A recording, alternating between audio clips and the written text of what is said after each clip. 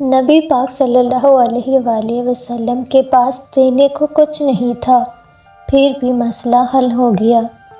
نبی کریم کے پاس ایک شخص آیا، وہ بہت پریشان تھا اور بولا، یا رسول اللہ، میں قرض میں ڈوبا ہوا ہوں، میرے پاس کچھ نہیں، میری مدد کریں۔ نبی پاک صلی اللہ علیہ وسلم کے پاس اس وقت دینے کے لیے کچھ بھی موجود نہیں تھا۔ آپ نے فرمایا، اس وقت میرے پاس دینے کو کچھ نہیں، لیکن تم میرے ساتھ بازار چلو۔ وہ شخص حیران ہو گیا۔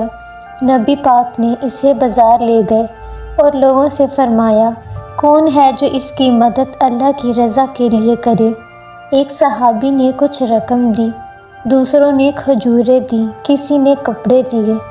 اتنی مدد جمع ہو گئی کہ اس شخص کا قرض بھی اتر گیا اور گھر کا راشن بھی آ گیا۔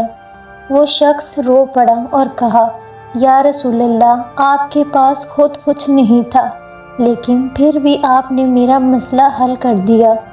نبی پاک نے مسکرا کر فرمایا، بھلائی کا راستہ دکھانے والا بھی بھلائی کرنے والا ہی ہوتا ہے۔